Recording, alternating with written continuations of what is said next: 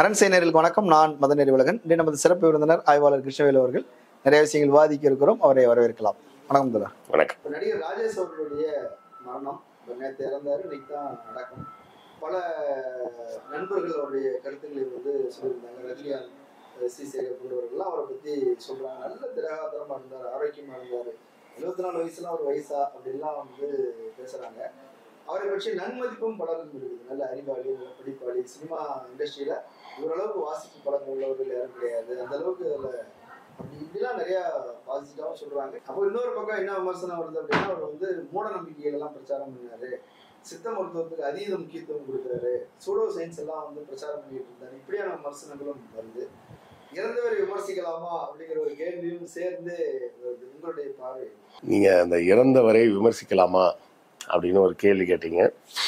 இதே கேள்வியை தான் நம்ம கமெண்ட்ல இன்னும் கூட்டுவாங்க பாருங்க. என்னுடைய கேள்வி என்னன்னா, அரண்சை நண்பர்களுக்கு வணக்கம். அரண்சை ஊடகம் சுயேட்சையாக இயங்குவதற்காகவே உருவாக்கப்பட்டது. நாம் செய்கிற வேலை உண்மையிலேயே மக்களுக்காக செய்கிறோம் என்பதை நீங்கள் நம்பினால், வாய்ப்பு இருந்தால் இந்த ரேசர் பே கியூஆர் கோடுக்குள்ளே நீங்கள் அதை ஸ்கேன் பண்ணி எங்களுக்கு உங்களால் இயன்றதை விருப்பம் இருந்தால் ஆதரவு தெரிவிக்கலாம். தக்கார் தகவலர் என்பது அவரவர் எச்சத்தார் காணப்படும் அப்படின்னு ஒரு திருக்குறள் இருக்கு. இவர் நல்லவர், இவர் நல்லவர் அல்ல என்பது அவர் விட்டு சென்ற செயல்களின் மூலமாக அறியப்படும். அவர் செஞ்சு வச்சுட்டு போன வேலைகள். நடிகர் ராஜேஷ் ஒரு நடிகர், அது அவரோட தொழில். அதன் மூலமாக சம்பாதிச்சிருப்பாரு, செட்டில் ஆகிருப்பாரு. அவங்க ஃபேமிலி பிஸ்னஸ் இவர் நடிப்புக்கு வந்த பிறகு ரியல் எஸ்டேட் தான் நிறைய பண்ணாங்க அப்படின்னு சொல்லுவாங்க. அதெல்லாம் ஒரு புறம் இருக்கட்டும். இன்னொரு புறம், அவர் இந்த சமூகத்துக்கு என்ன பங்களிப்பு செய்தார்? அவர் என்ன எழுத்தாளரா, ஒரு கதை அந்த மாதிரி ஏதாவது எழுதி கொடுத்தாரா, இல்லை சமூக சீர்திருத்தத்துக்காக ஏதாவது பண்ணாரா, மக்கள் விழிப்புணர்வுக்காக ஏதாவது செஞ்சிருக்கிறாரா? எப்போதுமே ஆங்கிலத்தில் ஒரு பழமொழி உண்டு, பழமொழி கூட கிடையாது, இது ஸ்பைடர்மேன் படத்தில் வர்ற dialogue. With great powers comes great responsibility. உங்களுக்கு அதிகமான ஆற்றல் கிடைக்கும்போது, இல்லை பவர் கிடைக்கும்போது, உங்களுக்கு அதிகமான பொறுப்புணர்ச்சின்னு ஒன்று இருக்குது. சரியா? அப்படி கணக்கு வச்சு பார்த்தீங்கன்னா, ராஜேஷ் என்பவர் முற்றிலும் பொறுப்பற்ற தன்மையோடு தான் நடந்துக்கிட்டாரு. தன்னுடைய கடைசி கால வாழ்க்கையை பூரா ஒரு 20 ஆண்டுகளுக்கு மேலே அவர் நடித்த காலம்லாம் நான் ஸ்கூல் படித்த காலம். நான் ஸ்கூல் படிச்சுட்டு இருந்த காலத்தில் தான் தண்ணீர் அது இதுன்னு 2-3 படங்கள்லாம் நடித்தார். அந்த 7 நாட்கள் அந்த படத்துலலாம் டாக்டராக வருவார். அதுக்கப்புறம்லாம் அவர் பெருசாக திரையுலகிலெல்லாம் பார்க்கல. ஆரம்ப கட்டத்திலே ஆரம்பத்திலே செட்டில் ஆகிட்டாருன்னு வச்சுக்கலாம் நீங்கள். அது அவரோட தொழில், அதுக்குள்ளே நம்ம போக வேண்டிய அவசியம் கிடையாது. அதன் மூலமாக ஒரு வெளிச்சம் கிடைக்குதுல்ல, மீடியா வெளிச்சம். அந்த மீடியா வெளிச்சத்தை எப்படி பயன்படுத்துகிறாங்க, அதை சரியான முறையில் பயன்படுத்துகிறாங்க. சில பேர் அதை எப்படி பயன்படுத்துகிறாங்க, உட்காந்து நடிகைகளை பற்றி அவங்களோட அந்தர வாக்கிய எப்படி இருக்கும் எனக்கு தெரியும் அப்படின்னு உட்காந்து கண்ட மேனிக்கு பேசுறது. பயில்வான் ரங்கநாதன் மாதிரியான ஆட்கள். அது மாதிரி அவர் ஒருத்தராக இருக்காங்க, நிறைய பேர் இருக்காங்க. அவங்களுக்கும் இவருக்கும் எனக்கு பெரிய வித்தியாசமே தெரியல. அவர்கள் சமுதாயத்தை வேறு வழியில கெடுத்தாங்கன்னா, இவர் சமுதாயத்தை வேறு வழியில கெடுத்தார். அவரை நீங்க சூடோ சயின்ஸ் நம்பினாருன்றீங்க. நான் நம்பினாருன்னு கூட சொல்ல மாட்டேன். அவர் சூடோ சயின்ஸ் குடவுன். அவர் முழுக்க முழுக்க முழுக்க முழுக்க எல்லாம் சூடோ சயின்ஸ் தான் பேசுறது. அதை ஒரு வேலையா செய்யணுமா? செய்யறதுக்கு 1000 வழிகள் இருக்கு, வேலைகள் இருக்கு. ஒரு போலி சாமியாருக்கும் ஒரு சூடோ சயின்ஸ் பேசுறவனுக்கும் பெரிய வித்தியாசம் ஒன்றும் கிடையாது. சாமியார்னாலே போலி சாமியார் தான். அதனால் தனியாக போலி சாமியார்னு சேர்த்துலாம் சொல்லணும்னு அவசியம் இல்லை. ஒரு சாமியார் செய்கிற வேலைக்கும் ஒரு சூடோ சயின்ஸ் பேசுகிற ஆளுக்கும் ஒரே ஒரு வித்தியாசம் என்னென்னா, அவங்க ஒரு கடவுளை அடையாளம் காட்டுவாங்க, இவங்க கடவுளை அடையாளம் காட்டாமல் அவங்க பேசுகிற அதே விஷயத்த பேசுவாங்க. அதுதான் இந்த இடத்துல பெரிய சிக்கலாக இருக்குது. நீங்கள் ஒரு மனிதனின் மனதில் ஒரு தன்னம்பிக்கையையும், நீ தான் உன்னால தான் எல்லாம் செய்ய முடியும், அறிவியல் தான் எல்லாமே அப்படின்னு சொல்லி புரிய வைக்கிறது பல நூற்றாண்டுகளாக ஒரு கஷ்டமான வேலையாக தான் இருக்குது. இன்னும் தொடர்ந்து நம்ம செஞ்சுட்டு தான் இருக்கிறோம். சரியா? ஆனால் இவரை போன்றவர்கள் சொல்லும்போது அது ஈஸியாக இருக்குது, ரொம்ப ஈஸியாக இருக்குது. ஒரு 5-6 ஆண்டுகளுக்கு முன்னாடி நடந்த சம்பவம், கோவிடுக்கு கொஞ்சம் முன்னாடி. ஒரு பார்ப்பன பெண்மணி தான், அவங்க வயதானவர், ஒரு 65 வயசு இருக்கும். யாரோ சொன்னாங்கன்னு சொல்லிட்டு 15 நாள் வெறும் கோமியம் குடிச்சிட்டு இருந்தாங்க. மார்பக புற்றுநோய் அந்த அம்மாவுக்கு. அந்த ஏரியாவில் இருக்கிற பசங்க எல்லாருக்குமே அவங்கள பிடிக்கும். பாட்டி பாட்டி பாட்டின்னு அவங்கள்ட்ட போய் எல்லாரும் அன்பாக பேசுவாங்க, அவங்களும் எல்லாத்தையும் அன்பாகவே பேசுவாங்க. ஆனால் ஒழுங்காக ஏதாவது ட்ரீட்மெண்ட் எடுக்கிறத விட்டுட்டு கோமியம் குடித்தா கேன்சர் குணமாயிரும் அப்படின்னு நம்பி 15 நாள் குடித்தாங்க. அதுக்கு மேலே அவங்களாலே குடிக்க முடியலையா என்னன்னு தெரியல. அவங்க கோமியம் குடிக்க ஆரம்பிச்சதுலேருந்து கரெக்டாக 20ஆவது நாள் இறந்துட்டாங்க. அதுக்காக நான் உடனே லூசு மாதிரி அவங்க கோமியம் குடிச்சதுனால தான் செத்தாங்கன்னு நான் சொல்ல வரல. கேன்சர் இருந்தது, அவங்களுக்கு கேன்சர் இருந்தது, கேன்சரை கவனிக்காமல் விட்டதுனால இறந்துட்டாங்க. அப்போது இந்த மாதிரி மக்களை போட்டு ஏமாத்துறது. ஏன்னா டயபெட்டிஸ்க்கு நீ அது செய்ய வேணாம், இது செஞ்சால் போதும். டயபெட்டிஸ்க்கு மாத்திரை, ஐயோ அந்த மாத்திரையெல்லாம் எவ்வளோ காஸ்ட்லி தெரியுமாங்க. ஏன் காசு கொடுத்து நீ வாங்குற? பக்கத்தில் இருக்க ஆரம்ப சுகாதார நிலையம் போங்க, மக்களை தேடி மருத்துவம் இருக்குது. ஒரு 40 பக்கம் நோட்டு வாங்கிட்டு போனீங்கன்னா போதும். ஒரு ஆதார் கார்டு ஜெராக்ஸு, 40 பக்கம் நோட்டு கொண்டு போனீங்கன்னா அவங்க உங்கள் பேரெல்லாம் பதிவு பண்ணி ரெக்கார்டில் ஏற்றிடுவாங்க. 2 மாதத்துக்கு ஒரு தடவை வீட்லேயே கொண்டாந்து மாத்திரையே ஃப்ரீயாக கொடுத்துட்டு போகிறாங்க. நீ அட்ரஸ் மாறினீங்கன்னாலும் தேடி வந்து கொடுப்பாங்க. ஆமாம், SMS வருதுங்க. 3 மாதத்துக்கு ஒரு தடவை SMS வருது. எனக்கு வரும் SMS. திரு கிருஷ்ணவேல் அவர்களே, நீங்கள் மருத்துவரை சந்திக்க வேண்டிய நாள் நெருங்கி விட்டது. வழக்கம் போல உள்ள செக்கப்புக்கு உடனடியாக வரவும், உங்களை சந்திக்க மருத்துவர் ஆவலுடன் காத்திருக்கிறார் அப்படின்னு போட்டு SMS வருங்க. அதாவது 2 மாதத்துக்கு ஒரு தடவை மாத்திரையை கொண்டாந்து கொடுத்துட்டு போயிடுவாங்க. அதுக்கு அடுத்த மாத்திரை தரமாட்டாங்க, நம்ம நேரில் போகணும். ஏன்னா அவங்க ஒரு தடவை நேராக ஃபிசிக்கலாக செக் பண்ணிக்கிறேன் அப்படின்னு சொல்றது. இவ்வளவும் இலவசமாகவே இருக்கு. எப்போ எதுக்கு எடுத்தாலும் ஒன்று கார்பரேட் சூழ்ச்சி, conspiracy theory, pharma and corporate ஊழல் அப்படின்னு எதையாவது உளறிட்டு இருக்குது. உலகத்துல ஒரு 18 பேர் தான் அந்த உலகத்தையே ஆட்டி படைக்கிறாங்க. அவங்க எல்லாம் யூதர்கள். இப்ப எங்க வீட்டு பக்கத்துல இலுமினாட்டிஸ் கம்யூனாட்டிஸ் அப்படின்னு அங்க போனோம்னு வைங்களேன், வாரம் ஒரு நாள் ஒரு ஸ்பெஷலிஸ்ட் வராங்க. சாயங்காலத்துல பாத்தீங்கன்னா ஒரு நாள் ஒரு குழந்தைகள் ஸ்பெஷலிஸ்ட் வர்றாரு, ஒரு நாள் தோல் ஸ்பெஷலிஸ்ட் வர்றாரு, இன்னொரு நாள் வேற ஒரு இந்த டயபெட்டிக் உள்ள ஸ்பெஷலிஸ்ட். வாரத்தில் 7 நாள் 7 ஸ்பெஷலிஸ்ட் சாயங்காலத்தில் வராங்க. காலையில் ரெகுலராக டியூட்டி டாக்டர் இருக்கிறாங்க, காலையில் 7 மணிக்கே வந்துடுறாங்க, மத்தியானம் 1 மணி வரை இருக்கிறாங்க. அப்போ அந்த இடத்துல மருத்துவர் இல்லாத நேரமே மத்தியானம் 1 மணிலேருந்து சாயங்காலம் ஒரு 5 மணி வரை தான். அந்த 4 மணி நேரத்துக்கு அப்புறம் மறுபடியும் மருத்துவர் வந்துடுறாங்க. எப்போதுமே அங்கே மருத்துவர்கள் இருக்காங்க, செவிலியர்கள் இருக்காங்க. அவசரத்துக்கு அடிக்கடி பட்டுச்சுனாலும் போனீங்கன்னா செவிலியரே மருந்து போடுறதுக்கு எல்லாம் இருக்காங்க. எல்லாமே இலவசம். அதை விட்டுட்டு நான் போய் அப்போலோவில் தான் மாத்திரை வாங்குவேன், எனக்கு பாரு மாதம் 4000 ரூபா சுகர் மாத்திரை வருது அப்படின்னு நீங்கள் தான் புலம்பிக்கிட்டு இருக்கீங்க. அப்போ இந்த மக்களை இவ்வளோ ஒரு நல்ல மருத்துவம் இருக்கு போ அப்படின்னு இப்படி சொல்றதுக்கு நம்மளை மாதிரி பல பேர் கிடந்து உருண்டு புரண்டாலும், இந்த மாதிரி சில பேர் நாங்கள் சினிமா நடிகர் அவரே சொல்லிட்டாரு, அவருக்கு தெரியல. அவரும் நிறைய பேர் நேர்காணல் எடுக்கிறாரு இல்லையா, அவங்களுடைய கருத்தையே ராஜேஸ்வர கருத்து அப்படின்ற மாதிரி நம்ம எடுத்துக்க முடியாது இல்ல. இப்ப அவர் நேர்காணல் செய்யறாரு, அவங்க பேசுறாங்க, சித்த மருத்துவம் சொல்லிட்டு வராங்க. உதாரணத்துக்கு ஒரு சொல்றேங்க, யாரோ ஒருத்தர் இது மாதிரி ஒரு ப்ரோக்ராம் நான் கூட ஒரு தடவை பார்த்தேன். ஒரு சித்த வைத்தியர் மாதிரி ஒருத்தரான். அவர் சொன்னாராம், என்கிட்ட ஒரு கப்பல் சொன்னாங்க, குழந்தையே இல்லைன்னாங்க, எங்க குடியிருக்கீங்கன்னு கேட்டான். 9வது மாடியில். நீங்கள் தரையில விட்டு தொடர்பே இல்லாமல் இருக்கீங்க, கிரவுண்ட் ஃப்ளோருக்கு வந்துருங்க, பூமியோட தொடர்பில் இருங்க அப்படின்னு சொல்லி அவங்க கிரவுண்ட் ஃப்ளோர் வந்தாங்க. அடுத்த மாதமே கர்ப்பமாயிட்டாங்க அப்படின்னு அவர் சொல்றாரு. இவர் பதிலுக்கு என்ன சொல்லணும்? என்னங்க சொல்றீங்க, நம்பவே முடியலைங்க அப்படின்னு அவரு சொல்றாரு. அப்ப அதுக்கு பேர் அது அவரோட கருத்தா இல்ல பேட்டி கொடுக்க வந்தவரோட கருத்தா? இப்போ நான் அந்த இடத்துல பேட்டி கேட்க உட்காந்துருந்தேன்னா கேட்டுப்பேன், என்னங்க உளறீங்க, பூமியில அப்ப சிமெண்ட் தரையில வெறும் மண்ணு தரையெல்லாம் படுத்திருக்கணும், அப்பதானே பூமியோட நேரடி கான்டாக்ட். ஐரோப்பிய நாடுகள்ல குழந்தைய பிறக்காத 100-110 மாடிலாம் வச்சிருக்காங்க. 9வது மாடிக்கே குழந்தை பிறக்கலாம், 10வது மாடிக்கு மேலாம் இல்ல. ஐரோப்பிய நாடுகள்ல வீடு கட்டுறதை எப்படி கட்டுவாங்க தெரியுங்களா? தரையை விட்டு ஒரு 3 அடி உயரத்துலதான் மர பலகையில பிளாட்ஃபார்ம் மாதிரி கட்டி மரத்து மேலதான் வீடு கட்டுவாங்க. வெறுமன கிரவுண்ட்ல நம்மள மாதிரி கடக்கால் போட்டுலாம் தோண்ட மாட்டாங்க. அப்ப அவங்க பூமியை விட்டே தனியாலாம் நிக்கிறாங்க. லூசு மாதிரி அவனாவது உளறிக்கிட்டு. இதுல என்ன பிரச்சனைனாங்க, இந்த சித்த வைத்தியத்தை இவங்க பூரா கொண்டாடுறதுக்கு முக்கிய காரணமே என்னன்னா, அதுல சொல்ற எல்லா பாட்டுமே எப்படி ஆரம்பிக்கும் தெரியுமா?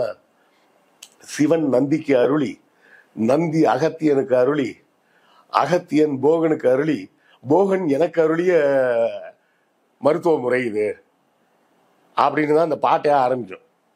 அப்ப என்ன ஆயிடுது, உங்களுக்கு மருந்தை கொண்டு போய் சாமியோட லிங்க் பண்ணி விட்டுறாங்க. சாமிக்கு மருந்துக்கு என்னடா சம்பந்தம்? மாடர்ன் மெடிசன்ல இருந்து என்ன சொல்றாங்க, பிதா இயேசுக்கு அருளி, இயேசு சீடர்களுக்கு அருளி, சீடர்கள் எனக்கு அருளி தான் எழுதி வச்சிருக்காங்க. அது மருத்துவம். மருத்துவத்தை கொண்டு போய் சாமியோட சேர்த்துட்டு இருக்க லூசா நீ அப்படின்னு நம்ம கேட்டோம்னா, நீ கருப்பு சட்டக்கார, நீ தமிழனே கிடையாது, நீ தெலுங்க, உனக்கு அறிவே கிடையாது. ஒரு வகையில பாத்தீங்கன்னா சித்த மருத்துவங்கிறது தமிழ் அறிவு களஞ்சியம், அதை வளர்த்தெடுக்கணும் அப்படியான கருத்துக்களும் இருக்குதுன்னு செய்யுது. ஏங்க இதெல்லாம் பேசுறவன் எவனாவது எந்த புக்கையாவது படிச்சிருக்கானா? திருமூலர் திருமந்திரம் படிச்சிருப்பானா இவன்? இவனு கேட்டா சொல்லுவாங்க திருமூலர் திருமந்திரத்துல எல்லாமே இருக்கும்பாங்க. நான் திருமந்திரத்தை எங்க பப்ளிகேஷன்ல இருந்து பப்ளிஷ் பண்ணியிருக்கேன். அதுல ஒண்ணுமே இல்லை, மருத்துவம் சார்ந்தெல்லாம் எதுவுமே கிடையாது அதுல. இவங்க சும்மா என்னத்தையாவது. அகத்தியரை இப்ப சமீப காலமா கொண்டாடுறாங்க இல்லையா? அகத்தியர் வந்து பெரிய அறிஞர். அவர் தான். அகத்தியரோட கதை என்னங்க? அகத்தியரோட கதை என்ன? அவர் ஏதோ பிள்ளையாரோட ஏதோ ஒரு பிரச்சனை எல்லாம் சொல்றாங்க. அது முருகருங்க, அது முருகர் கதைங்க. கம்மண்டலத்தை உருட்டி விட்டாரு பிள்ளையாரு. அது அப்புறம் அது காவிரி வந்ததுக்காக உருட்டி விட்டாரு. இமயமலையில கல்யாணம், சிவனோட எல்லா பூதகணங்களும் அங்க இருக்காங்க. வெயிட் ஜாஸ்தியாகி இமயமலை அமுங்க ஆரம்பிச்சிருச்சு. உடனே அகத்தியரை கூப்பிட்டு, நீ தெற்க போ, தெற்கு ரொம்ப வசந்துக்கிட்டே போகுது, தெற்கு வசந்தாலே வடக்க இருக்கவனுக்கு பிடிக்காது, தெற்கு வசந்துக்கிட்டே போகுது, அதை அடக்கணும்னா நீ தான் போகணும், சரியான ஆளு அப்படின்னு அவரை அனுப்பிச்சு விட்டாரு. அவர் வந்த உடனே தெற்கு அமுங்கி உள்ள போய் நாசமா போச்சு. ஒரு மோடியோட இறக்கிட்ட மாதிரி நம்ம தமிழ்நாடு ஏன்டா ஒசந்துக்கிட்டே போகுதுன்னு அந்த கதையோட உருவகமே எப்படிங்க இருக்கு? தமிழகம் ஒசந்துக்கிட்டே போகுது, அதை அடக்கணும்ன்றதுதான் அனுப்பி விட்டாரு. தாழ்கிறது, தெற்கு உயர்கிறது, புதிய மலைக்கு போய் அமுக்க அவனை அப்படின்னு. அப்போ நீங்க வந்து அகத்தியர் புனிதம்ன்றீங்க. உன் கதையிலேயே அவன் உனக்கு அப்படித்தான் சொல்லி வச்சிருக்கான். நீ வளர்ந்துக்கிட்டே போற, உன்னை விடக்கூடாதுன்னு அமுக்கிறதுக்காக தான் அமுச்சு வச்சேன் அப்படின்னு சொல்லி வச்சிருக்கிறான். அதோட சேர்த்து என்ன சொல்லி, அகத்தியர் தான் தமிழுக்கு இலக்கியமே கொடுத்தாரு. அகத்தியர் நார்த் இந்தியன் தான் தமிழுக்கு வந்து இலக்கணம் இருந்தாரா? இந்திக்காரன் தான் பீகார்ல இருந்து பீடாவை போட்டு வந்து இங்க வந்து இலக்கணம் எழுதி கொடுத்தானா என்ன? இல்ல, அவர் என்ன சொல்றாரு, இப்ப சீமானே கூட சொல்றாரு இல்லையா, சிவன் வந்து பேசுற மொழி தமிழ் அப்படின்றாரு. அது எப்படி பேசினாரு அப்படின்னா, அகத்தியர்கிட்ட பேசியிருக்கிறாரு, அகத்தியரை வந்து தமிழ் மொழியை உருவாக்கி கொடுக்குறாரு, முருகனுக்கு கொடுக்குறாரு. அப்படி அதுக்கு முன்னாடி இன்னொன்னு சொல்லியிருக்காங்களே, அதை மறந்துட்டீங்களே. முதல்ல சமஸ்கிருதத்தை உருவாக்கினாரு, அப்புறமா தமிழை உருவாக்கினாரு. அவருடைய உடுக்கையில இருந்து பிறந்தாங்க. முதல் அடி அடிச்சப்போ சமஸ்கிருதம் வந்துச்சு, ரெண்டாவது அடிச்சப்பதான் தமிழ் வந்துச்சு. சிஸ்டர் அப்படின்றாங்க ஒருத்தர், அவங்க அக்கா, அவங்க தங்கச்சி. அப்பவும் நம்ம வந்து நம்பர் 2 தான், அவர் நம்பர் 1, நம்ம நம்பர் 2. அதாவது உங்களுக்கு பெருமிதம்னு அவன் சொல்றது பூராமே எப்படி இருக்குன்னு நல்லா கவனிச்சு பாத்தீங்கன்னா, இன்டைரக்டா உங்களை சிறுமைப்படுத்துறதுக்கு தான் அவன் இந்த கதை பூரான்னு சொல்றான். அந்த கதையை நம்பிக்கிட்டு, அந்த கதையை நம்பி இப்போ நம்பாம இரு, நாசமா போ. ஆனா அதெல்லாம் நம்பிக்கிட்டு மருத்துவத்துல வந்து உடலோட ஆரோக்கியத்தோட விளையாடாதீங்க. இவர் வந்து செத்து போனதுக்கு காரணம் என்னன்னு நான் சொல்றது, அவர் தம்பி சொல்றாரு, சத்யன் சொல்றாரு. அந்த கோல்டன் ஹவர்ஸ் டைம்ல 2 மணி நேரம் ஒரு சித்த வைத்தியர் கூட உட்காந்து பேசிட்டு இருந்தாரு. டாக்டர்கிட்ட போய் தான் பொழைச்சிருக்கலாம் அப்படின்னு நான் அவங்க தம்பி சொல்றாரு. அந்த கோல்டன் ஹவர்ன்றது ஃபர்ஸ்ட் 60 நிமிஷம். இது டாக்டர்ஸ் மருத்துவர்களுக்கு நான் ஒரு சின்ன வேண்டுகோள் வைக்கிறேன், அதை கோல்டன் ஹவர்னு சொல்லாதீங்க, கோல்டன் மினிட்ஸ்ன்னு சொல்லுங்க. ஹவர்னு சொன்னா 1க்கு மேல இருந்தால் தான் ஹவர்ஸ்ன்னு சொல்லணும். இது இருக்கதே 1 மணி நேரம் தான். அப்ப அதை மணி கணக்குன்னு சொல்லாம நிமிடங்கள்னு சொல்லுங்க. 60 நிமிடங்கள் அது வந்து தங்கமான நேரம். அந்த நேரத்தில் நீங்கள் ஹாஸ்பிட்டல் வந்தீங்கன்னா, அது ஸ்ட்ரோக்காக இருந்தாலும் சரி, ஹார்ட் அட்டாக்காக இருந்தாலும் சரி, டக்குன்னு ஆளை எழுப்பிடுவாங்க, எழுப்ப முடியும். அது இல்லாமல் பண்ணிடாதீங்க. நார்மலான சர்ஜரி பண்ணுறாங்க இல்லைங்க, ஆப்ரேஷன், இடுப்புக்கு மேலேயும் கழுத்துக்கு கீழே உள்ள ஆப்ரேஷன் பண்ணுறாங்கல்ல, அந்த ஆப்ரேஷன் அந்த ஏரியாவுக்குள்ளே எங்கே பண்ணியிருந்தாலும் ஆப்ரேஷன் முடிஞ்ச 24 மணி நேரத்தில் 24 மணி நேரம் முடிஞ்ச உடனே பேஷண்ட்டை எந்திரிச்சு நிற்க சொல்லுவாங்க, 2 அடி நடக்க சொல்லுவாங்க. வலி இருந்தாலும் பரவாயில்ல, மெதுவாக நடங்கன்னு. ஏன்னா அந்த மயக்க மருந்து உள்ளே கொடுத்துருக்கிறதுனால அப்படியே மயக்கத்திலேயே இருந்து உள்ள கைகால் உறுப்புகள் ஏதாவது வேலை செய்யாமல் போயிடக்கூடாது, உடனடியாக மூவ்மெண்ட் இருக்கணும் அப்படிம்பாங்க. இப்படி 1000 விஷயம் இருக்குது மருத்துவத்தில். இவங்க லூஸ். அதனால ஏதோ ஒரு பேட்டியில் சொல்லியிருந்தாரு, ஒரு நாளைக்கு எவ்வளோக்கெவ்வளோ நிறைய தண்ணி குடிக்கிறீங்களோ அவ்வளோக்கெவ்வளோ நல்லது. இதுனா உடம்பா வாட்டர் டேங்கா? இல்லை, வெயில் காலத்தில் அது பொருந்தும். அப்படி கிடையாதுங்க, அதுக்கு பேர் ஹைப்போ அனடெர்மியான்னு பேர். ஒரு நோய் அது. அந்த நோய் வந்துடும். நீங்க குடிக்கிற தண்ணியை பூரா உங்க கிட்னி தான் பிரிச்சு எடுக்கணுங்க. வேணும்னா சந்தேகம் இருக்கக்கூடிய நபர்கள் வந்து யாராவது மருத்துவர் இருந்தாங்கன்னா நீங்க கமெண்ட்ல சொல்லுங்க. ஹைப்போ அனடர்மியான்னு பேரு. அந்த அவ்வளோ வேலை செஞ்சு கிட்னி டயர்டாகி உடம்புல சோடியம் லெவல் குறைஞ்சிரும். நம்ம உடம்புல இருக்க அந்த சோடியம் லெவல் குறைஞ்சி மயக்கமே வந்துடும். அது சில பேர் சொல்லுவாங்க 6 லிட்டர் தண்ணி. அதெல்லாம் எதுவுமே கிடையாதுங்க. மருத்துவப்படி அது மாதிரிலாம் எதுவுமே கிடையாது. 6 லிட்டர் தண்ணி குடி, 10 லிட்டர் தண்ணி குடிலாம் இல்லை. அப்போ தண்ணி எப்போ குடிக்கணும்னா தாகம் எடுத்தா குடிங்க. உங்க உடம்பு சொல்லுதுங்க எனக்கு தண்ணி வேணும்னு சொல்லுது. அதுக்கு தான் பேர் தாகம்னு பேர். எப்பெல்லாம் தாகம் எடுக்குதோ அப்பெல்லாம் தண்ணி குடிங்க. அவ்வளவுதான். சும்மா இருக்கமேனு தண்ணி குடிச்சுக்கிட்டே இருக்கணும்லாம் அவசியம் கிடையாது. இந்த மாதிரி மடத்தனங்கள் எல்லாம் பரப்புறாங்க. இப்போ இவர் நம்பி அந்த சூடோ சயின்ஸை நம்பி கடைசியில் அவர் 2 மணி நேரம் டாக்டர்கிட்ட போகாம உட்கார்ந்து இருந்திருக்காரு. என்ன ஆயிடும்னா ஒரு கட்டத்துக்கு மேல அதை நீங்களே நம்ப ஆரம்பிச்சிருவீங்க. இப்போ எனக்கு என்ன ஆச்சரியம்னா, இப்போ இவர் ஆரம்ப காலகட்டத்தில் பெரியாருடைய கூட்டங்கள், ஒரு ஆரம்ப காலகட்டங்களில் வந்து பெரியாருடைய கூட்டங்கள் பார்த்துருக்கிறாரு, திராவிடர் கழகத்துடைய மீட்டிங் பார்த்துருக்கிறாரு, கம்யூனிஸ்டுகளுடைய மீட்டிங் பார்த்துருக்கிறாரு. ரொம்ப அறிவார்ந்த முறையில் பேசுகிறாங்க அப்படின்னு அவங்களுடைய புத்தகங்கள்லாம் வாங்கி படிக்கிறது அப்படித்தான் இருந்திருக்கிறார். அப்படி தீவிரமாக ஒரு முற்போக்கு சிந்தனை கொண்ட ஒரு குடும்பமும் கூட. அவங்க தாத்தா வந்து கம்யூனிஸ்ட் இயக்கத்தில் இருந்தவர். அப்படி பின்னணி கொண்டவர் எப்படி இப்படி சீரழிஞ்சிட்டாரு? இல்லை, பேசிக் எனக்கு என்ன தோணுச்சு அப்படின்னா, அவர் ஜோதிடத்தை நம்புறதுங்கிற இடத்துக்கு மட்டும் வரார் ஆரம்பத்தில். மற்றதெல்லாம் கடவுள் மறுப்பாதுங்கிற அளவுக்குலாம் இருந்தார். ஆனால் ஜோதிடம் மட்டும் ஏதோ ஒரு வகையில் நம்பிக்கைக்குரியதாக இருக்குது, அவன் சொன்னதெல்லாம் நடக்குது அப்படின்னு சொல்லி ஜோதிட ஆராய்ச்சி பண்ணுறேன்னு உள்ளே போனார். அப்புறம் ஜோதிட ஆராய்ச்சி பண்ணா என்ன பண்ணணும் தெரியுமா? ஜோதிடத்தை படிக்கணும். ஜோதிடம் பற்றி ரிட்டையர்மெண்ட் ஆனதுக்கப்புறம் எங்கள் அப்பா போய் படித்தார். நான் கூட கேட்டேன், ஏன்ப்பா இது வேஸ்ட் ஆஃப் டைம்ப்பா அப்படின்னு. உனக்கு என்ன, என் காசு நான் கெட்டுவேன், நான் படிக்கிறேன். சும்மாலாம் எங்கேயோ போய் ஒரு ஜோசிகாரன்ட்டெல்லாம் படிக்கல. சாஸ்திரா யூனிவர்சிட்டியில் போய் டிப்ளமோ சேர்ந்தார். அந்த டிப்ளமோ முடித்த உடனே பிஏ அஸ்ட்ராலஜி திரும்ப சாஸ்திரா யூனிவர்சிட்டியில் படித்தார். படித்து முடிச்சுட்டு அதுக்கப்புறம் எம்ஏ அஸ்ட்ராலஜியும் படித்தார். எங்கள் அப்பா ஜோசியம் படிக்கிறாருன்றதை பார்த்துட்டு அவரோட ஜூனியர் ஒருத்தர் ஒரு 2 வருஷம் கழிச்சு ரிட்டையர் ஆகுறாரு. ஆனவர் அவரும் போய் சாஸ்திராவில் சேர்ந்து டிப்ளமோ படித்தார். டிப்ளமோ படிச்சுட்டு அவர் ஜோசியம் பார்க்க ஆரம்பிச்சிட்டாரு. எங்கள் அப்பா எம்ஏ வேற படித்தார். கடைசி வரை ஜோசியம் பார்க்கவே இல்லை.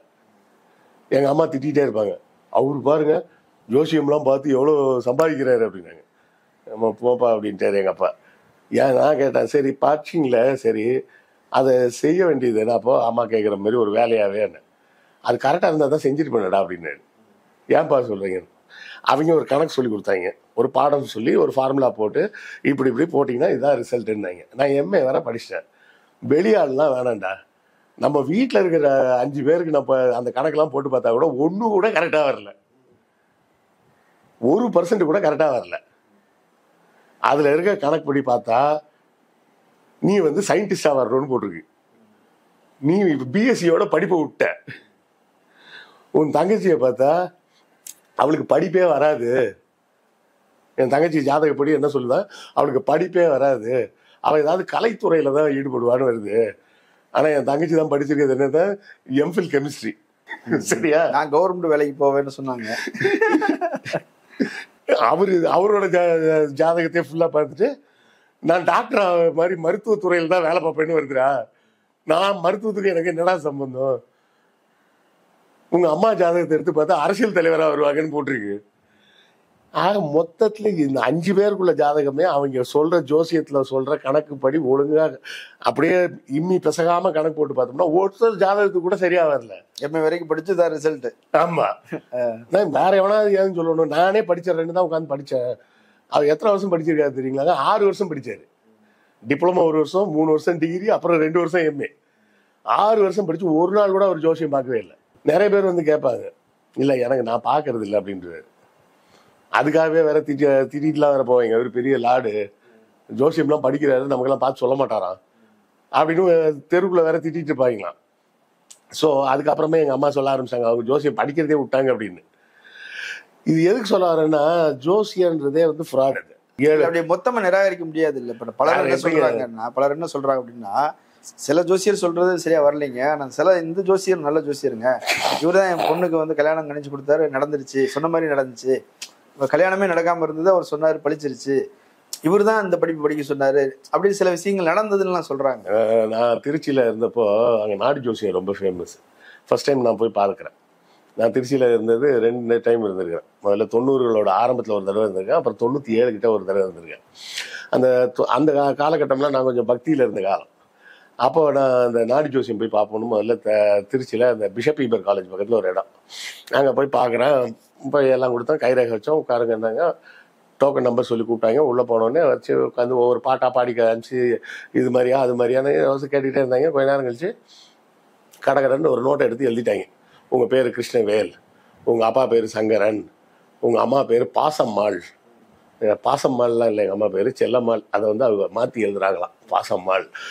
உங்களுக்கு ஒரு தம்பி ஒரு தங்கச்சி அப்படின்னு எல்லாம் எல்லாமே எழுதி பாட்டாவே பாடிட்டாங்க. இன்னும் பாட்டாவே படிச்சிட்டியா அப்படின்னு கமல் கேட்குற மாதிரி பாட்டாவே படித்து அதை ஒரு கேசட்டில் வேறு ரெக்கார்ட் பண்ணி இந்த நோட்டையும் கொடுத்துட்டாங்க. 100 ரூபா வாங்கினாங்க. 100 ரூபான்றது அப்போ பெரிய காசு. நான் சொல்கிறது எப்படின்னா 92 93 அப்போ வந்து ரூம் வாடகையே 200 ரூபா. 15 நாள் ரூம் வாடகை கொண்டு போய் கொடுத்துட்டு வந்துருக்கிறேன். இதை சொல்லி எங்கள் அப்பாட்ட சூப்பராக இருக்கு பாருங்க பாருங்க. ஆனால் எங்கள் அப்பா நான் வரேன் அப்படின்னாரு. வரும்போது வந்து பார்க்குறேன் அப்படின்னாரு. வந்து எல்லாம் பார்த்துட்டு அவரும் இதே மாதிரி அவருக்கும் எல்லாம் சொன்னாங்க. எல்லாம் முடிச்ச பார்க்கும்போதே எங்கே காட்டுங்க அப்படின்னாரு. அவங்க ஓலைச்சுடியை காட்டுங்க அப்படி பார்த்துட்டு எல்லாம் பார்த்துட்டு அவர் கொடுத்துட்டாரு. வந்தாச்சு. வந்ததுக்கப்புறம் சொன்னார், சரியாக தானே பாருங்க இப்போ பார்த்தீங்களா அப்படின்னு. அதெல்லாம் இல்லைடா, அது நம்ம வாயில் பிடிங்கி தான் நம்மள்கிட்ட கேள்வி கேட்டு கேட்டு தான் அவனுங்க எழுதுறாங்க. நம்ம சொல்கிற பதிலை வச்சா பேரை கெஸ் பண்ணிடலாம். உங்கள் பேர் சால ஆரம்பிக்குதா அப்படின்னு கேட்டால் மேக்சிமம் சங்கர் சுரேஷ் இந்த மாதிரி தான் இருக்க முடியும். அந்த மாதிரி குத்துமைப்பாக வச்சு கண்டுபிடிக்கிறது தான். அப்புறம் ஓலைச்சுவடிலாம் வாங்கி பார்த்தீங்க. ஏன்னா எங்கள் அப்பாவுக்கு ஓலைச்சுவடி வாசிக்க தெரியும், எங்கள் தாத்தாவுக்கு ஓலைச்சுவடியில் எழுதவே தெரியும். அவர் நகமே இப்படி வச்சுருப்பார், இந்த இடத்துல சின்ன கவு மாதிரி இப்படி வச்சு பிடிச்சிட்டு அந்த நகத்தில் வச்சு எழுதிட்டு வருவாங்க. எங்கள் தாத்தாவுக்கு ஓலைச்சுவடி எழுத தெரியும், எங்கள் அப்பாவுக்கு ஓலைச்சுவடி வாசிக்க தெரியும். அது என்ன எழுதிருக்குன்னு பார்க்கலான்னு தான் பார்த்தேன்டா, அதில் ஒன்றுமே எழுதலை, சும்மா கிறுக்கி வச்சுருக்காங்க. அது தமிழும் கிடையாது, அது எந்த மொழியுமே இல்லை, சும்மா கிறுக்கி வச்சுருக்காங்க. அப்புறம் ரீசெண்டாக பார்த்தீங்கன்னா சன் நியூஸில் வந்து ஒரு இது சொல்லிட்டாங்க, விராலிமலை பக்கத்தில் அந்த ஓலைச்சுவடி பூரா அவன் அங்கேருந்து ரெடி பண்ணி அனுப்புகிறாங்கன்னு. எங்கள் அப்பாவை சொல்லிட்டு போனதுக்கப்புறம் நான் இன்னொரு தடவை மறுபடியும் போனேன். முதல் தடவை என் பேர் கரெக்டாக சொன்னால கிருஷ்ணவேல்னு. இந்த தடவை வேற ஒரு ஜோசியத்தை போவோம், திருவானைக்காவலில் ரொம்ப ஃபேமஸ் அந்த இடம் அப்படின்னு கேட்டு அங்கே போனேன். அங்கே போனோடனே கடைசியாக என்ன தெரியுமா சொன்னால், உங்கள் பேர் கோவிந்தராஜன் தான். ஏன்னா எங்கள் அப்பா சொன்னார்ல, நீ தலையாடுறதை வச்சு அதெல்லாம் வச்சு தான் அவன் கவனிக்கிறான் கண்டுபிடிக்கிறான்னு மாற்றி தப்பாலாம் தலையாட்டினோடனே கோவிந்தராஜன்ட்டாங்க பேரை. ஸோ ஒரு 300 ரூபா செலவு பண்ணி நாடி ஜோசியன்றதே போய், இந்த ஜோசியன்றது இது எல்லாமே போய் தாங்க. இது வந்து நம்ம ஊர்ல பழைய வான சாஸ்திரம் இதை வச்சுதான் நாங்கள் வந்து வான சாஸ்திரம்ன்றது வந்து அஸ்ட்ரானமிங்க, வானியல். வானியலும் ஜோசியமும் கிடையாது. வானியல்ன்றது சயின்ஸு, இவங்க பேசுறது சூடோ சயின்ஸு. 9 கிரகம் அப்படின்னா சயின்ஸ் வந்து இப்போ 9 கிரகம் இல்லை 8 தான்ட்டாங்க. முன்னாடி என்ன சொல்லிட்டு இருந்தாங்க, சயின்ஸ் வந்து 9 கிரகம்னு 1600ஆவது ஆண்டுல தான் கண்டுபிடிச்சாங்க. எங்க முன்னோர்கள் 2000 வருஷத்துக்கு முன்னாடியே 9 கிரகம் அப்பவே கரெக்டா சொல்லிட்டாங்க. அந்த 9 வேற, இந்த 9 வேற. இப்போ வந்து புளூட்டோ வந்து கிரகமே இல்லைன்னு சொல்லிட்டு அவரை பதவி நீக்கம் பண்ணி வெளியே அனுப்பிச்சிட்டாங்க. இப்போ மொத்தம் 8 கிரகம் தான். சந்தேகம் இருக்கிறவங்க உங்க குழந்தைங்களோட 5ஆம் கிளாஸ் பாட புத்தகத்தை வாங்கி பாருங்க. நம்ம சோலார் சிஸ்டம்ல 8 பிளானட் தான் போட்டிருப்பாங்க. நெப்டியூனுக்கு அடுத்தால புளூட்டோவை தூக்கிட்டாங்க. சரி, நீங்க சொல்ற நெப்டியூன் இதுல கிடையாது, மிச்சம் 7 சொல்றீங்க. அந்த 7மே ஜோசியத்துல கிடையாது. சூரியன் கிரகம் கிடையாது, அது நட்சத்திரம். நிலா அது ஒரு துணைக்கோள், அது கோளும் கிடையாது. மிச்சம் இருக்கிறது 5. ஏன்னா அந்த காலகட்டத்தில் ஒரு 1000 வருஷத்துக்கு முன்னாடி வெறுங்கண்ணால பார்த்தா, 1000 வருஷத்துக்கு முன்னாடி இல்லை, இப்போவும் வெறுங்கண்ணால பார்த்தா இந்த 5 கிரகம் தான் தெரியும் கண்ணுக்கு, மற்ற எல்லாம் தெரியாது. ஜூபிட்டருக்கு அப்புறம் இருக்க எந்த பிளானட்டும் நமக்கு கண்ணுக்கு தெரியாது. அப்போ என்ன பண்ணுறாங்க, இந்த 5 வச்சுக்கிட்டு அதுக்கப்புறம் அவனுக்கு வானத்தில் நிகழும் வித்தியாசமான நிகழ்வுகள்னு என்ன தெரியுதுன்னா, மொத்தத்தில் 5 கிரகங்கள் கண்ணுக்கு தெரியுது. அப்புறம் சூரியன் தெரியுது, சந்திரன் தெரியுது, 7ன்னு வச்சுக்கிட்டாங்க. அப்புறம் என்ன தெரியுது, சூரிய கிரகணம் வருது, சந்திர கிரகணம் வருது. ஸோ அதுவும் வானத்தில் ஏதோ ஒரு மாற்றம் நடக்குதுன்னு 9ன்னு கணக்கு வச்சுக்கிட்டாங்க. கேட்டால் அது சாயா கிரகம். சாயா அப்படின்னா சமஸ்கிருதத்தில் நிழல் அர்த்தம், ஷேடோ. நம்ம அண்ணன் சீமான் சொல்வார்ல, குத்து அப்படிங்கிறதெல்லாம் தமிழ்ல தான் இருக்குன்னு. அது மாதிரி ஷேடோ சாயான்றதுலாம் ஒரே அர்த்தத்தில் உள்ளது. என்னன்னா சூரியன் சந்திரன் பூமி இது 3 ஒரே நேர்கோட்டில் எப்போ வருதோ அன்னைக்கு, அது மாதிரி 2 தடவை வரும் வருஷத்துல. அப்படி ஒரு தடவை வரும்போது சூரிய கிரகணம் வரும். இன்னொரு தடவை வரும்போது சந்திர கிரகணம் வரும். இவ்வளவுதான் விஷயம். இதெல்லாம் ஒரு கிரகம், அது ஒரு பாம்பு, அது வந்து கடிக்கும், நிலாவை முழுங்கும். ஆமா, கடிக்கும் முழுங்கும் அப்படின்னு கொஞ்சம் கொஞ்சமா முழுங்குது. 15 நாள் ஆகும். அப்புறமா டப்புக்குன்னு கூட்டிட்டு போயிடும். மெல்ல மெல்ல தான் அதுக்கு ஒரு 15 நாள். 15 நாள் இல்ல, 15 நிமிஷம். நீங்க சொல்ற 15 நாள் நிலா சுத்தி வர்றது. இப்படி எதையாவது உளறது மட்டும் இல்லாம நமக்கே சயின்ஸ் சொல்லுவாங்க, நிலா அங்க இருந்து கிராவிடேஷன் பிடிச்சி இழுக்கிறதுனாலதான் கடல்ல இருந்து அலையே வருது இல்ல, தெரியுது இல்ல, சயின்ஸ் தானே, ஒத்துக்கிய. நான் கேட்கிறேன், ஒரு டம்ளர்ல தண்ணி வச்சா நிலா பிடிச்சி இழுக்குமா? இழுக்காது இல்ல. அந்த பவர் அந்த தண்ணிக்கு இல்லையா, கடல் தண்ணிக்கு மட்டும்தான் இருக்கா? அதாவது இவங்க பேசுறது பூரா சூடோ சயின்சஸ், அதாவது சயின்ஸ் மாதிரி பேசுவாங்க. அது சயின்ஸ் எல்லாம் கிடையாது. டயபெட்டிஸ் ஒரு வியாதின்னு சொல்லி நான் குணப்படுத்துவேன்னு சொல்றாங்க. அது வியாதி கிடையாதுங்க. கேன்சரை குணப்படுத்துவோம். அப்புறம் முடி உதிர்தல், இதெல்லாம் நாங்க அப்படியே கரு கரு கரு கருன்னு முடியெல்லாம் வளரும். அப்படி சொல்ற அந்த வைத்தியர் பாத்தீங்கன்னா சொட்ட தலையெல்லாம் உட்காந்துருப்பான். எப்பவுமே இளமையா இருக்கிறதுக்கான மருந்து எங்கிட்ட இருக்குது. அப்படி சொல்ற வைத்தியர் கம்பு வச்சுதான் நடந்து போயிட்டு இருப்பாரு. ஆண்மை குறைவுக்கு நாங்க மருந்து வச்சிருக்கோம். ஆண்மை குறைவு வியாபாரம் தான் பெரிய வியாபாரம். ஆமா, அது பெரிய வியாபாரம். அது காரணமே என்ன தெரியுமா? இவங்க பாக்குற செக்ஸ் படம் ஃபுல்லா போர்னோகிராஃபியை பார்த்துட்டு உனக்கு செக்ஸை பத்தி சந்தேகம் இருக்குன்னா டாக்டர்கிட்ட போய் கேளு. அவரு அதுக்காக 5 வருஷம் படிச்சிருக்கிறாரு. ஒவ்வொரு உடம்போட உறுப்பும் எப்படி வேலை செய்யணும்னு அவங்களுக்கு தெரியும். அனாட்டமி படிச்சிருக்காங்க. ஒன்றும் இல்லைங்க. இப்போ உங்க பைக்ல ஏதாவது ப்ராப்ளம், உங்க கார்ல ஏதாவது ப்ராப்ளம், என்ன பண்ணுவீங்க? மெக்கானிக்கிட்ட போவோம். அப்போ உங்க உடம்புல ஏதாவது ப்ராப்ளம்னா எங்க போவீங்க? டாக்டர்கிட்ட போவோம். பைக்ல ப்ராப்ளம்னு சொல்லிட்டு கார்பெண்டர்கிட்ட போவீங்களா? இல்ல, கார்பெண்டரையோ செருப்பு தைக்கிறவரோ நான் மட்டமா சொல்லலை, பைக் ரிப்பேர்னு சொல்லிட்டு அவங்கள்ட்ட போவீங்களா? அதே தான் இவங்க நடக்கிறது. உனக்கு உடம்புல பிரச்சனைனா அங்கே டாக்டர்கிட்ட போ, டாக்டர்கிட்ட போய் கேளு. சார், ஏன்னா நீ செக்ஸ் படம் பார்க்குற, செக்ஸ் படம் பார்த்தா அது 1 மணி நேரம் 1.5 மணி நேரம் ஓடுது. அவன் பார்த்தீங்கன்னா வாசலில் வச்சு, அப்புறம் ஹாலில் வச்சு, கிச்சனில் வச்சு, டைனிங் டேபிளில், பெட்ரூமில், வீட்டில் ஒரு இடம் விடாமல் அவங்க 2 பேரும் செய்கிறாங்கன்னா அவங்க படம் எடுத்து வச்சிருக்கிறான். அதை பார்த்துட்டு இவனுக்கு என்ன பிரச்சனையாயிருதுன்னா, என்னடா நம்ம 2 நிமிஷம் 3 நிமிஷம் தான் ஆச்சு, அதுக்குள்ளே முடிஞ்சு போச்சு, அப்போ நம்ம வேஸ்டா, நம்ம பொண்டாட்டி நம்மளை மதிக்க மாட்டாளே. இதில் வேற கதை வேற படிக்கிறாங்களா? அந்த காலத்தில் நாங்கள் காலேஜ் படிக்கிறப்ப ஒரு சொல்லுவாங்க, யூஎஸ்ஏ வருது பாடுறா அப்படிம்பாங்க. யூஎஸ்ஏன்னா என்ன தெரியுமா அர்த்தம்? Unsatisfied anti. அப்படி ரகசியமாக பேசுவாங்க நாங்கள் காலேஜ் படிக்கிற காலத்தில். அப்போது நம்ம ஒய்ஃபும் அன்சாட்டிஸ்ஃபை ஆயிடுச்சுன்னா வேற யார் கூட யார் போயிட்டான்னா என்ன பண்ணுறதுன்னு இவன் அப்படியே இதை அவனால் வெளியே சொல்ல முடியாது. மற்ற பிரச்சனையெல்லாம் போய் ஃப்ரெண்டுக்கிட்ட சொல்லுவான், மச்சான் இப்போ ரொம்ப கடன் தொல்லையா இருக்குடா, ஒரு 50,000 ரூபா கூடான்னு கூட கேட்பான். என்னால் செய்ய முடியலடான்னு போய் பொண்டாட்டி ஃப்ரெண்டுக்கிட்ட கூட சொல்ல மாட்டான். இவனுக்கு என்ன பயம்னா, இதை சொல்லி நம்ம ஃப்ரெண்டே நம்ம வீட்டுக்கு வந்துட்டான்னா என்ன பண்ணுறதுன்னு இவனுக்கு ஒரு பயம். யார்கிட்டையும் சொல்ல மாட்டான். டாக்டர்கிட்ட போய் கேள்றா அப்படின்னா டாக்டர்கிட்டையும் போய் கேட்க மாட்டான். எது மாடர்ன் மெடிசன் படித்த டாக்டர்கிட்ட போய் கேள்றனா அதுவும் கேட்க மாட்டான். எங்கேயாவது போஸ்ட் ஒட்டியிருப்பான், துரித ஸ்கலிதமா உடனடியாக தொடர்பு கொள்ளுங்கள். வழக்கமா பாருங்க, அது ஒண்ணுதான் போட்டிருப்பான். உடனே நேரா போவாங்க. அவரு ஒரு தாத்தா உட்காந்து, பேராண்டி சொன்னா கேக்குறீங்களா, பேராண்டி கேளுங்கடா, வீணா போவாதீங்கடா அப்படின்னு அங்க சொல்லி ஒருத்தர் உட்காந்துருப்பாரு. இந்தா அப்படின்னு ஒரு ஹார்லிக்ஸ் பாட்டில் நிறைய ஒரு லேகியத்தை கொடுத்து டெய்லி காலையில வெறும் வயிற்றுல சாப்பிட்டு, அது நல்ல வேற சொல்லுவாங்க, இந்த லேகியை சாப்பிடும்போது கருங்குரங்க நினைக்காதன்ற மாதிரி காலையில வெறும் வயிற்றுல பல்ல தேய்ச்ச உடனே சாப்பிடணும். தண்ணி கூட குடிக்கக்கூடாது, 1/2 மணி நேரம் கழிச்சு தண்ணி குடிக்கணும். அப்படி இப்படின்னு ஒரு சில கண்டிஷனை சொல்லி ஒரு 6 மாசத்துக்கு சாப்பிடுங்க. மாசம் மருந்து வாங்கிட்டு போங்க அப்படின்னு. மாசம் மருந்துக்கே எவ்வளோ வாங்க தெரியுமா? 5000 ரூபா வாங்குவோம். இவன் 5000 ரூபா கொடுத்து மருந்தை வாங்கிட்டு 6 மாசம் சாப்பிடுவான். 6×5 30,000 ரூபா காலி. ஒரு இம்ப்ரூவ்மெண்ட்டும் இருக்காது. போய் அவன்கிட்ட போய் சண்டைக்கு போவானா? போக மாட்டான். வெளியே யார்ட்டையா சொல்லுவானா 30,000 ஏமாந்தேன்னு சொல்லுவானா? அதுவும் சொல்ல மாட்டான். அதனால அவங்களுக்கு பெர்மனண்டா அந்த வியாபாரம் நடக்குது. ஏன்னா வேலை நடக்கலைன்னு போய் கஸ்டமர் வெளியே பேசினாதான் அவனுக்கு வியாபாரத்துக்கு பாதிப்பு. இந்த கஸ்டமர் தான் வெளியவே சொல்ல மாட்டானே. அப்ப என்ன ஆகும்? மொத்தமா காலி. நீ இந்த மாடர்ன் மெடிசன்ல இருக்க டாக்டரை போய் கேளு, ஒரு 300 ரூபா கன்சல்டேஷன் ஃபீஸ் வாங்குவார், இல்லை 200 ரூபா தான் வாங்குவாரு. அவர் உனக்கு தெளிவா விளக்கி சொல்லுவார். மனிதனோட உடல் அமைப்பு படி நல்ல ஆரோக்கியமான மனிதனால் 3 நிமிடத்துக்கு மேல செக்ஸில் ஈடுபட முடியாது. இல்லை நம்ம செக்ஸ் டாக்டர் ஒருத்தர் நாராயண் ரெட்டின்னு அவர் தெளிவாக சொல்லுவார். செக்ஸ் எவ்வளோ நேரம் செய்யலாம் அப்படின்னு கேட்டால் அது நீங்கள் எந்த டைமிங்கை மென்ஷன் பண்ணுறீங்கன்றதை பொறுத்து இருக்கு. 2 பேரும் ரூம்குள்ளே போனதுலேருந்து ரூமை விட்டு வெளியே வர்ற டைமா, உள்ள இன்சர்ட் பண்ணதுக்கப்புறம் உள்ள டைமா அப்படின்னு நீங்கள் எந்த டைமை மீன் பண்ணுறீங்கன்னு இருக்குங்க. செக்ஸுன்றது 2 மணி நேரம் கூட செய்யலாங்க. செக்ஸுன்றது வந்து இன்டர் கோர்ஸ் மட்டும் செக்ஸ் கிடையாதுங்க. உட்காந்து அந்யோன்யமாக பேசிகிட்டு இருக்கிறது கூட தான் அப்படின்னு அவர் விளக்கமாக சொல்லுவார். அவர் ஃபீஸ் எவ்வளோ வாங்குவார்னா 200 ரூபா வாங்குவார். உண்மையிலே உங்களுக்கு உடம்புல பிரச்சனை இருந்ததுன்னா அதுக்கு மருந்து இருக்கு. அந்த மருந்து மாத்திரையும் ரொம்பலாம் காஸ்ட்லி கிடையாது. 30 ரூபா 40 ரூபாலேயே மாத்திரை இருக்கு. அந்த அளவுக்கு விஞ்ஞானம் வளர்ந்தாச்சு. ஆனாலும் இவங்க அதை செய்ய மாட்டாங்க.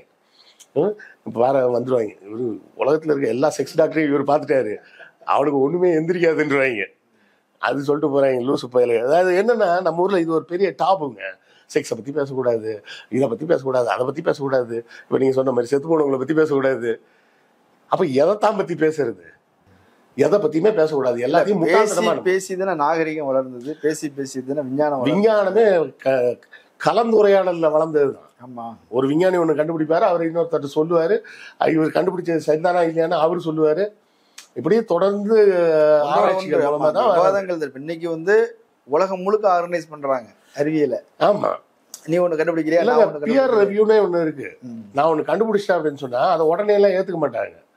பியர் ரிவ்யூன்னு அனுப்பணும். பியர் ரிவ்யூனா இப்போ ஒரு பிசிக்ஸ் விஞ்ஞானி வந்து ஒரு பிசிக்ஸ்ல ஒரு கான்செப்டை கண்டுபிடிச்சாருன்னா அந்த பிசிக்ஸ் சம்பந்தப்பட்ட விஞ்ஞானிகள்கிட்ட ஒரு 10 பேருக்கு அனுப்பணும். இந்த தியரி இதை சரியா இருக்கான்னு பாருங்கன்னு. அவங்க ரிவ்யூ பண்ணி அவங்க கருத்துக்களை சொல்லுவாங்க. அது எல்லாத்தையும் சேர்த்து தான் அப்புறம் பப்ளிஷ் பண்ண முடியும். பியர் ரிவ்யூ இல்லாமல் ஒரு சயின்ஸ் பேப்பரை சப்மிட்டே பண்ண முடியாது. சித்த வைத்தியமாக இருக்கட்டும், ஆயுர்வேதமாக இருக்கட்டும் வந்துடுவாங்க. உனக்கு தைரியம் இருந்தால் ஆயுர்வேதத்தை பற்றி பேசு, உனக்கு தைரியம் இருந்தால் யுனானி பற்றி பேசு, உனக்கு தைரியம் இருந்தால் ஹோமியோபதி பேசு. ஹோமியோபதியை பற்றி ஐரோப்பிய நாடுகளில் என்ன சொல்லுவாங்க தெரியுமா? It's a medical equivalent to prayer அப்படிம்பாங்க. எப்படி? It's a medical equivalent to prayer. பிரார்த்தனைக்கு ஈடான ஒரு மருத்துவம் அது. பிரார்த்தனை பண்ணி நோய் குணமாகுமா? ஆகும்னு நினைச்சீங்கன்னா ஹோமியோபதியாலும் குணமாகும். ஹோமியோபதி அந்த ரேஞ்சுக்கு கிட்ட கூட சேர்க்கறது இல்லை அவங்க. இந்த மற்ற எந்த மருத்துவம் வேணாலும் எடுத்துங்க. நான் ஒன்று கேட்குறேன். இப்போ நான் இங்கே வந்து ஒரு டாக்டர்கிட்ட பிபிக்கு மாத்திரை வாங்கினேன். நான் வந்து அந்த மாத்திரை தீர்ந்துருச்சு. நான் டெல்லிக்கு போயிருக்கேன் அவசரமாக. டெல்லிக்கு போன நேரத்தில் மாத்திரை தீர்ந்துருச்சு. அங்கே இருக்க ஒரு மருந்து கடையில் போய் சொல்கிறேன், அவன் மருந்து சீட்டு இல்லாமல் தர முடியாதுன்னு. இது பழைய மருந்து சீட்டு, புது சீட்டு கொண்டு வான்றான். நான் பழைய சீட்டை எடுத்துகிட்டு போய் இன்னொரு டாக்டரை காமிச்சேன்னு வச்சுங்க. அங்கே ஒரு எம்பிபிஎஸ் டாக்டர்கிட்ட, அவர் யாராவது ஒரு மிஸ்ராவாக இருப்பார், அவர் கூட எழுதி கொடுத்தாலும் அதே மாத்திரை தான் எழுதி கொடுப்பாரு. மாத்திரை மாறாது, டோசேஜ் மாறாது, எதுவுமே மாறாது. நான் கேட்குறேன், நீங்கள் கன்னியாகுமரியில் பார்த்த ஒரு சித்த வைத்தியர்கிட்ட பார்த்த மருந்து மாத்திரைக்கு நான் சீட்டை வாங்கிட்டு வந்து சென்னையில் இன்னொரு சித்த வைத்தியர்கிட்ட போய் கொடுத்து மருந்து மாத்திரை வாங்கியிருக்க பார்ப்போம். அவ்வளோலாம் இல்லை, பக்கத்து தெருவில் போனீங்கனாலே வேற அவ்வளோதான். அப்போ சயின்ஸ்னா என்னங்க? ரெப்புடேஷன். ஒரு சைக்கிள் எடுத்து நான் ஏறி ஓட்டினா ஓடுது, நீங்கள் ஏறி ஓட்டினா அது ஓடணும். ஒரு பைக் எடுத்து நான் ஓட்டினா ஓடும், நீங்கள் எடுத்து ஓட்டினாலும் ஓடணும். நான் எடுத்து ஓட்டினா மட்டும் ஓடும், நீங்கள் எடுத்து ஓட்டினா அது ஓடாது அப்படின்னு சொன்னால் நான் சயின்ஸ் இல்லை, நான் ஏதோ பித்தலாட்டம் பண்ணுறேன்னு அர்த்தம். புரியுதா? சயின்ஸ்னாலே என்னென்னா ரெப்புடேஷன் தான் சொன்னேன். இப்போ டயபெட்டிஸ்க்கு வந்து மருந்து கொடுக்குறேன்றாங்க. டயபெட்டிஸ்க்கு நீங்கள் எப்படி மருந்து கொடுப்பீங்க? நான் ஒன்று கேட்குறேன். ஒரு ஆக்சிடெண்ட்டில் எனக்கு காலோட கட் ஆகிடுச்சு. ஒரு சித்த வைத்தியர் வந்து உங்களுக்கு காலை வளர வைக்கிறேன்னு சொன்னால் நம்புவீங்களா? அதே மாதிரி தான் டயபெட்டிஸ்க்கு மருந்து கொடுக்குறேன்னு சொல்கிறது. டயபெட்டிஸ்க்கு மருந்தே கிடையாது. ஏன்னா அது ஒரு நோயே கிடையாது, அது ஒரு கண்டிஷன். எப்படி கால் ஆக்சிடெண்ட்டில் கால் போயிடுச்சுன்னா அந்த கால் இல்லாமல் நான் வாழ பழகணும்ல, அது மாதிரி டயபெட்டிஸ்ன்றது ஒரு கண்டிஷன். என்னோட பேங்க்ரியாஸ் வேலை செய்யாது, இல்லை வேலை செய்யறத குறைச்சிருச்சு. அப்போ எனக்கு வேற வழியே இல்லை, இன்சுலின் இல்லை உடம்புல, இன்சுலின் பற்றாக்குறை. ஆமாம், அதாவது அந்த பேங்க்ரியாஸ் வேலை செய்யலைங்க. இப்போ நான் கால் கட் ஆயிடுச்சுன்னா கால் வேலை செய்யலைன்னு அர்த்தம். அதே மாதிரி பேங்க்ரியாஸ் வேலை செய்யலை அப்படின்னா அது பயன் இல்லாமல் போயிடுச்சு அந்த உறுப்பு. அப்போ அது செய்ய வேண்டிய வேலையை செய்வதற்கு தேவையான வேறு சில சப்ளிமெண்ட்ரி மருந்தை தான் உள்ளே கொடுத்து தான் அந்த சுகர் பேலன்ஸை கொண்டு வரும். சுகர் பேலன்ஸ் இல்லாமல் போச்சுன்னா என்ன ஆகும்? ஸ்ட்ரோக் வரும், லிவர் கெட்டு போகும், கிட்னி கெட்டு போகும். இந்த மாதிரி மாற்று மருத்துவத்தை நம்பி சுகரால் செத்தவன்லாம் இருக்கான். நான் சொல்கிறது திரும்ப திரும்ப சொல்கிறது இதுதான். சுகர் இருக்குது, பிபி இருக்குன்னு சொன்னால் ஒழுங்காக மருந்து மாத்திரையை தின்னு தொலைங்க. ஏன்னா பைத்தியக்காரன் சொல்கிறான்னு கேட்டு அதெல்லாம் சாப்பிடாம வேற எதையாவது பண்ணிக்கிட்டு இருந்தீங்கன்னா பிபியும் சுகரும் ஒன்றா சேர்ந்து ஏறிச்சுன்னா ஸ்ட்ரோக் வந்துடும், பக்கவாதம் வந்து படுத்துருவீங்க. புரியுதுங்களா? இதெல்லாம் சீரியஸான விஷயங்க. ஒரு 40 வயசுல 45 வயசுல இருக்கிற ஒரு அவருக்கு ஒரு 15 வயசு 10 12 வயசுல 2 குழந்தைங்க மனைவி எல்லாம் இருக்காங்க. அவர் ஒருத்தரை தான் நம்பி அந்த குடும்பம் இருக்குன்ற நேரத்தில் அவருக்கு பிபி சுகர்ன்றாங்க. ஒழுங்கா டாக்டர் சொல்ற மருந்து மாத்திரை கேட்டு சாப்பிட்டு படுத்தாருன்னா இன்னும் ஒரு 50 வருஷம் கூட இருப்பாரு அவரு. ஆனா இந்த மாதிரி யாராவது சொல்றவங்க பேச்சை கேட்டுக்கிட்டு நான் அதை பண்றேன் இதை பண்றேன்ட்டு சுகர் மாத்திரை பிபி மாத்திரை சாப்பிடாம இருந்து 48 வயசுல ஸ்ட்ரோக் வந்து வீட்டில் படுத்துருவான். நான் என்ன பதட்டத்துல சொல்றேன்றது புரியாம அந்த குடும்பத்தோட சூழ்நிலையை யோசிச்சு பாருங்க. 10ஆம் கிளாஸ் படிக்கிற பையன் இருப்பான், அவன் 12ஆம் கிளாஸ் படிக்கும்போது அந்த ஸ்ட்ரோக்ல படுத்துருவான். ஒரு 12 வயசு 13 வயசுல ஒரு பொண்ணு இருக்கும், அது 8ஆம் கிளாஸ் படிச்சுட்டு இருக்கும். அந்த 2 பிள்ளைங்களோட படிப்பு என்னாச்சு, அந்த குடும்பத்தோட வாழ்வாதாரம் என்னாச்சு? நீங்க வந்து என்ன நினைச்சுக்கிறீங்கன்னா இந்த மாதிரி சூடோ சயின்ஸ் பேசுற ஆளுங்களை உங்களுக்கு பிடிச்சா பண்ணுங்க இல்லாட்டி போங்க அப்படின்றீங்க. அப்படிலாம் இதை பார்க்க முடியாது, பார்க்கவும் கூடாது. பார்க்க முடியாது இல்ல, பார்க்க கூடாது. ஏன்னா இந்த சூழ்நிலையை யோசிச்சு பாருங்க. 48 வயசுல ஒருத்தன் ஸ்ட்ரோக் வந்து படுத்தானா என்ன ஆகும்? இந்த மாதிரி ஒரு லூசுத்தனமான ஒரு வீடியோவை பார்த்து இது நடந்தது. இந்த ஹீலர்னு ஒரு குரூப் பண்ணிட்டு இருந்தாங்களா மதுரையில, ஒருத்தன் வீட்டில் வச்சு பிரசவம் பார்க்குறேன்னு சொல்லி பொண்டாட்டியை கொண்டுட்டான். பொண்டாட்டி செத்துட்டாங்கன்னு நான் சொல்லலை, தெளிவாக சொல்றேன். பொண்டாட்டியை கொண்டுட்டான். கிடைக்க வேண்டிய மெடிக்கல் அட்டென்ஷனை கொடுக்காம அந்த கர்ப்பமாக இருந்த பெண்ணை அவன் கொண்டுட்டான். அவனை தூக்கி ஜெயிலில் போட்டுருக்கணும். ஆக்சுவலா என்ன பண்ணாங்கன்னு தெரியல எனக்கு, அதை கேஸ் ஃபர்தரா. ஸோ இந்த சூடோ சயின்ஸ் வந்து எவ்வளோ பெரிய மோசமான விஷயம். இந்த இடத்துல ராஜேஷை விட்டுருங்க. ராஜேஷே அவரோட மூட நம்பிக்கையால டாக்டரை பார்க்காம இருந்துட்டாரு. அவரே பாதிக்கப்பட்டவர். அதனால செத்து போனவரை பத்தி தப்பா பேசுறோம்லாம் வேண்டியது இல்லை. நம்ம அவர் உயிரோட இருந்தப்பே நம்ம அவரை எதிர்த்து பேச ஆள் தான். நம்ம ஒன்றும் அவர் உயிரோட இருந்தப்பெல்லாம் பேசாமலாம் இல்லை. இப்போ இன்னைக்கு இறந்தாருன்றதுனால இன்னும் கொஞ்சம் விளக்கமா சொல்ல வேண்டியது. இந்த சூடோ சயின்ஸுகளையும் மாற்று மருத்துவம்னு சொல்லிட்டு கண்டதையும் நம்பி கொண்டு தெரியக்கூடிய நபர்கள் தயவு செய்து புரிஞ்சுங்க. அது உங்களை நீங்களே அழிச்சிக்கிறது மட்டும் இல்லாமல் அதை பரப்புவதன் மூலமாக மற்றவர்களையும் கெடுக்கிறதுக்கு உண்டான வேலை. நல்ல யோசிங்க. 48 வயசு ஒரு ஆண், 16 வயசுல ஒரு பையன், 13 வயசுல ஒரு பொண்ணு, 40 வயசுல ஒரு மனைவி. உங்க பேச்செல்லாம் கேட்டு பிபி சுகர்லாம் மாத்திரை சாப்பிடாம ஸ்ட்ரோக் வந்து உளுந்து கிடந்தான்னா அந்த குடும்பத்தோட மொத்த கதி என்னாச்சு?